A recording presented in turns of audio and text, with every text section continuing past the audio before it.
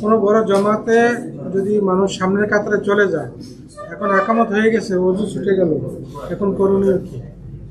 বড় জামাতে সামনের কাতারে চলে গেছে, ওযু নষ্ট হয়ে গেছে, জামাত শুরু হচ্ছে, কি করবে? ভাবে সাইড দিয়ে বেরিয়ে চলে যাবে।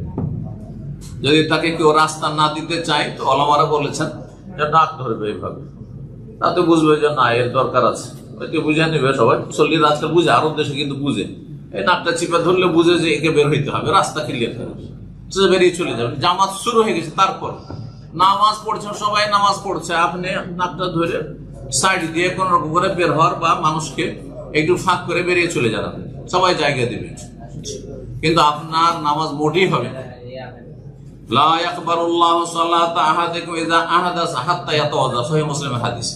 কোন মানুষের নামাজ কবুল হয় না, সহি শুদ্ধ হয় না, ইযা আহাদাসা, যদি বায়ু নির্গত হয়ে যায়, হাদাস হয়ে যায়, ওযু নষ্ট হয়ে যায়, হাত্তা ইয়াতাওয়াজ্জা, যতক্ষণ ওযু না করবে। তিরমিজির প্রথম হাদিস, লা তুকবালু সালাতুন বিগাইরি তুহুরিন, বিনা পবিত্রতায় নামাজ কবুল হয় না, নামাজ হয় না, বাতিল। জাযাকাল্লাহ।